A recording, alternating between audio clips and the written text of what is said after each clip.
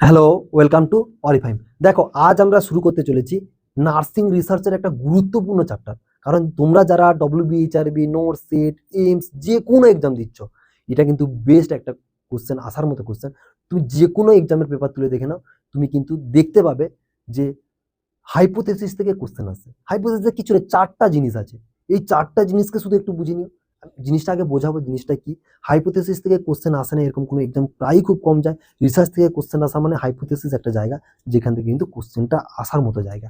Just এর একটা notes আমাদের যারা পেড বেজাতো তারা তো পাবেই, আর যারা অফলাইনে যারা পড়ছো না তারাও কিন্তু পেয়ে যাবে। ঠিক আছে, অ্যাটলিস্ট জিনিসটা দেখো, তোমাদের সবার কিন্তু উপকৃত হবে। চলো শুরু করা যাক। প্রথম জিনিসটা কি বললাম, যে হাইপোথেসিস জিনিসটা কি। যে কোনো পরীক্ষার জন্য খুব কিন্তু একটা ইম্পর্টেন্ট জায়গা। ঠিক আছে, হাইপোথেসিস। হাইপোথেসিসকে না টেন্টেটিভ, লজিক্যাল এন্ড কি টেস্টেবল স্টেটমেন্ট, যেটা predict relationship between two or more variables. এই জিনিসটাকে মনে রাখো।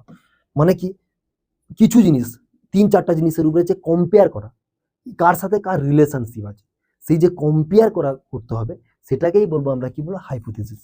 বুঝতে পারলে? এটা কি টেন্টেটিভ হবে, লজিক্যাল হবে এন্ড টেস্টেবল।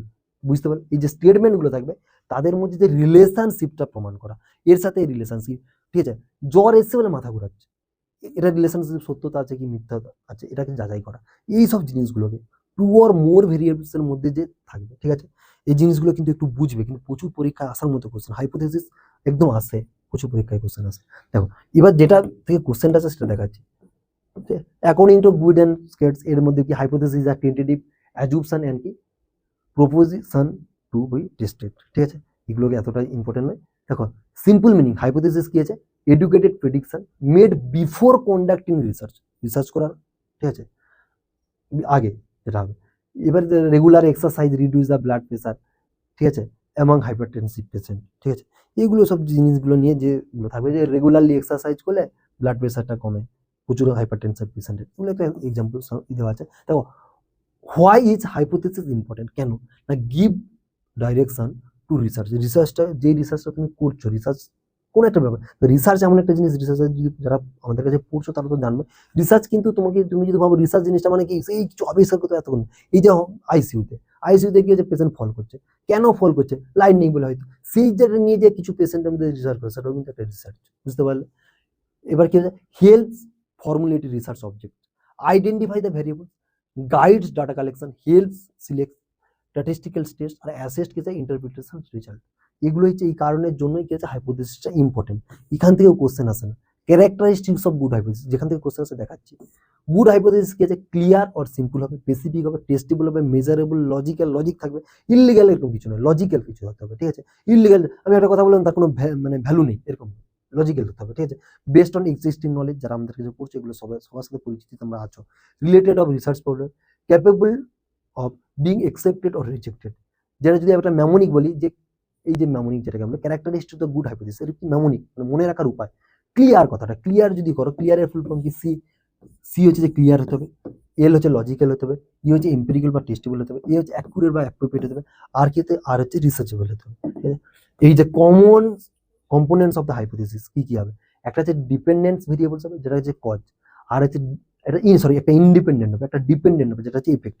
ঠিক আছে, ইন্ডিপেন্ডেন্ট যে কোনো জিনিস তার কজটা মানে এফেক্টটা হবে, যে কজটা হবে যে ইন্ডিপেন্ডেন্ট, এফেক্টটা হবে যে, আর পপুলেশন। এবার যদি এক্সাম্পল দিই, একটা example, health education improve the hand hygiene among nursing student. এখানে ইন্ডিপেন্ডেন্স বলতে হেলথ এডুকেশন, এটা ইন্ডিপেন্ডেন্স। ঠিক আছে, ডিপেন্ডেন্স কি না হ্যান্ড হাইজিন, আর পপুলেশন কি, এটা হচ্ছে নার্সিং স্টুডেন্ট। ঠিক আছে, এই যে তিনটে জিনিসের উপরে কিন্তু ভ্যারি করে। এবার এটা কোশ্চেন নয়, এবার যেটা কোশ্চেন, এবার যেটা পরীক্ষায় আসে এই জিনিসটা, টাইপস অফ হাইপোথিসিস, এটাই কিন্তু পরীক্ষায় আসে।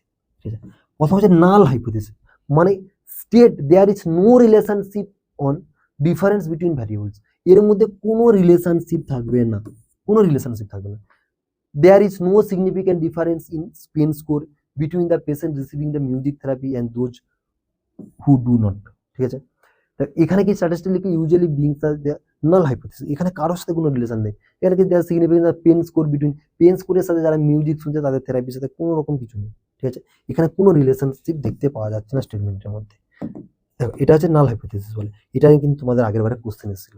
ঠিক আছে, নেক্সট যে রিসার্চ অর অল্টারনেটিভ হাইপোথিসিস, এখানে কি হবে, state relationship or different exist between variable, দুটো ভেরিয়েবলস মধ্যে ডিফারেন্স এক্সিস্ট দেখতে পাবো। কি music therapy significantly reduce the pain score among post operative patient. কি মিউজিক থেরাপি, পোস্ট অপারেটিভ পেশেন্টকে মিউজিক থেরাপি দেওয়ার ফলে তার পেন রিডিউস হতে পারে।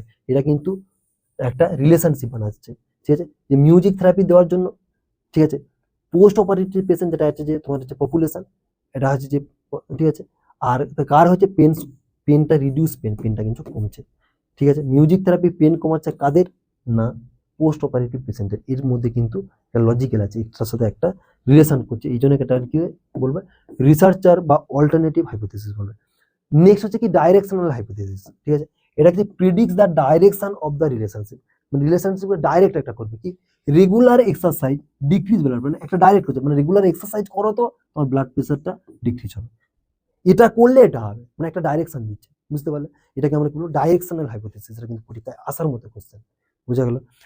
এই যে তোমাকে এইরকম একটা স্টেটমেন্ট দিয়ে দিবে, এটা যে কোন হাইপোথিসিস, এটাই তোমাকে করতে হবে, বুঝতে পারলে? এই যে স্টেটমেন্ট করে এক্সাম্পল যেটাতে এরকম স্টেটমেন্ট, এটাই এরকমই দিবে, এবং তোমাদের আগের বছর WBHIতে এসেছিল, ঠিক আছে।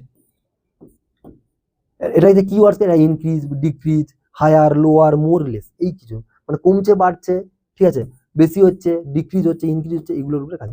নন ডাইরেকশনাল, যেখানে state that the relationship exist but does not specify the direction, পুরো ডাইরেকশন থাকবে না। There is a relationship between the exercise and blood pressure, ঠিক আছে, মানে কি এ এক্সারসাইজের সাথে ব্লাড প্রেশারের রিলেশন আছে, কিন্তু ব্যাপারটা কি কমছে না বাড়ছে কিছু বলছে না। এটা মানে এক্সারসাইজ করলে যদি ব্লাড প্রেশার কমতো তাহলে কি হতো, এটা হচ্ছে ডাইরেকশন হতো না। আর এখানে দেখো দুটোই বলেছে, এক্সারসাইজ আর হচ্ছে ব্লাড প্রেশার, এই দুটোর মধ্যে কিন্তু কোনো রিলেশনশিপ নেই, মানে রিলেশনশিপ আছে, এটা করলে ওটা কমবে বাড়বে কিছু একটা হবে, রিলেশনশিপ, কিন্তু এখানে কিন্তু ডাইরেক্টলি স্টেটমেন্টে বলেন যে বেড়ে যাচ্ছে বা কমে যাচ্ছে। যদি বাড়া বা কমার কথা বলতো তখন কিন্তু ডাইরেকশন হতো, ডাইরেকশনালি কি বলতো দেখো, regular exercise decrease blood pressure, মানে এখানে বলছে রেগুলার এক্সারসাইজ করে প্রত্যেকদিন এক্সারসাইজ করলে ব্লাড প্রেশারটা কমবে, কিন্তু ডাইরেকশন বোঝাচ্ছে। আর এখানে কিন্তু নন ডাইরেকশন, কোনো ডাইরেকশন নেই, মানে কি there is the relationship between the exercise and blood pressure, exercise আর ব্লাড প্রেশার মধ্যে রিলেশন আছে, এটাকে বলছে। আর একটা হচ্ছে সিম্পল হাইপোথিসিস, এটা হচ্ছে কি involve one independent variables and one dependent variables, exercise reduce blood pressure, ঠিক আছে। রেগুলার এখানে কিন্তু নেই, রেগুলার কথা নেই, যদি রেগুলার থাকতো তখন ডাইরেকশন হয়ে যেত। এটা এক্সারসাইজ কি রিডিউস ব্লাড প্রেশারটাকে কমায়, বুঝতে পারলে? এই জিনিসগুলো বলে সিম্পল হাইপোথিসিস বলে, এগুলো মানে বোঝার মতো জায়গা আছে। যদি না বুঝতে পারো ভিডিওটা আরেকবার দেখবে, ঘুরিয়ে দেখবে। One independent variable, one dependable variable, independent dependence প্রথমে পড়িয়েছি, প্রথমটা জিনিসটা একবার দিয়ে এক্সারসাইজ রিডিউস কি করে ব্লাড প্রেশার করবে, ঠিক আছে। আর একটা হচ্ছে কমপ্লেক্স হাইপোথিসিস, যেটার ক্ষেত্রে কি আছে, involves two or more independent, ঠিক আছে, আর একটা ডিপেন্ডেন্ট ভেরিয়েবলকে করবে কি, ডায়েট অ্যান্ড এক্সারসাইজ, দুটো আলাদা আলাদা ইন্ডিপেন্ডেন্ট, এটা ইমপ্রুভ কি করছে blood pressure and body weight, ঠিক আছে, বোঝা গেল? মানে two or more independence or independent or dependent variable, মানে দুই তিন চার তার বেশি হবে, ঠিক আছে। Diet, exercise, blood pressure, body weight, এটা ভেরিয়েবলস। কি ডায়েট এন্ড এক্সারসাইজ কি করছে, improve blood pressure and body weight, ঠিক আছে। এবার যদি এক নজরে পুরোটাকে একটা ছকের মাধ্যমে দেখতে চাও, এই জায়গাটা দেখবে, ঠিক আছে। Comparison table, null hypothesis, no difference or relationship, no effect or intervention, কিছু নেই। অল্টারনেটিভ হাইপোথিসিস, মানে ডিফারেন্স এন্ড রিলেশনশিপ এক্সিস্ট করবে, ঠিক আছে। এটা ইন্টারভেনশন ইমপ্রুভ আউটকামস, একটা আউটকামস, ডাইরেকশনাল বা specific direction, exercise decrease BP এরকম করবে। আর নন ডাইরেকশন আছে যে no direction specific, exercise effect BP, এরকম ব্যাপারটা বুঝতে পারলে।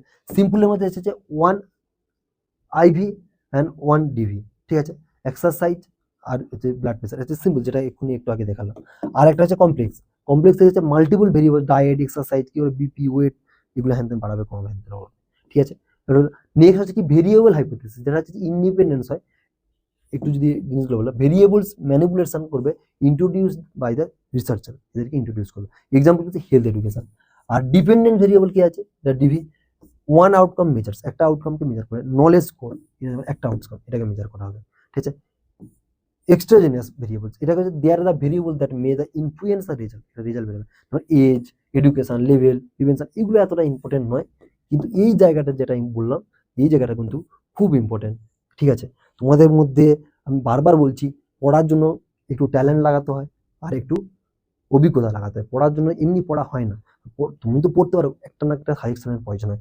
যদি তোমাদের মধ্যে কারোর প্রয়োজন হয়, কারণ আমরা 15 জুলাই থেকে আমাদের নেক্সট ব্যাচ 8 নম্বর ব্যাচ শুরু হচ্ছে, চাইলে কিন্তু তোমাদের জয়েন করতে পারো। আমাদের অলরেডি 7টা ব্যাচ চলছে, কিন্তু 8 নম্বর ব্যাচ 15 জুলাই থেকে কিন্তু লাস্ট সুযোগ, চাইলে জয়েন করতে পারো। 700 আমাদের হোয়াটসঅ্যাপ নাম্বার, তোমাদের ভিডিওর কমেন্ট সেকশনেও থাকবে, আমার ইউটিউবের তোমাদের যে ডিসক্রিপশন বক্সের মধ্যে থাকবে, চাইলে আমাদের সাথে কন্ট্যাক্ট করলে বা আমাদের চ্যানেলে গেলে ওইসব ভিডিও পেয়ে যাবে, নতুন এইসব ভিডিও চাইলে যোগাযোগ করতে পারো। আর তোমরা তোমাদের সেই বন্ধু বান্ধবদের মধ্যে শেয়ার করো ভিডিওটা, যারা WBHRBর জন্য প্রিপারেশন নিচ্ছে। তোমাদেরকে একটা খুশির খবর দিয়ে যাই, আমরা কিন্তু খুব শীঘ্র তোমাদের জন্য কোন কোন সাবজেক্টকে কি স্পেসিফিকলি পড়লে এটা কম সময়ের মধ্যে এক্সামটা ক্র্যাক করে চলে আসতে হবে, তার জন্য কিন্তু ভিডিও নিয়ে আসবো। চলো দেখা হচ্ছে তোমাদের সাথে নেক্সট ভিডিওতে। এত সময় ভিডিওটা দেখার জন্য অসংখ্য ধন্যবাদ। যারা আমাদের চ্যানেলে নতুন আছে সাবস্ক্রাইব করে দিও, এবং নতুন কন্টেন্ট পাবে। এবার WBHRBকে ক্র্যাক করার জন্য টু দি পয়েন্ট আর শার্প ভাবে কিন্তু এবার আমরা জিনিসগুলোকে বলে দেবো কিভাবে ক্র্যাক করবে। যদি প্রিপারেশন চাও আসতে পারো আমাদের চ্যানেলে, আর যদি এমনি ফ্রিতে চাও তুমি ইউটিউব বা ফেসবুককে ফলো করতে পারো। এছাড়া তোমাদের জন্য অনেক কোশ্চেন সিরিজ আসছে, এক্সাম সিরিজ আসবে, সব আপডেট তোমরা পেয়ে যাবে। Thanks for watching.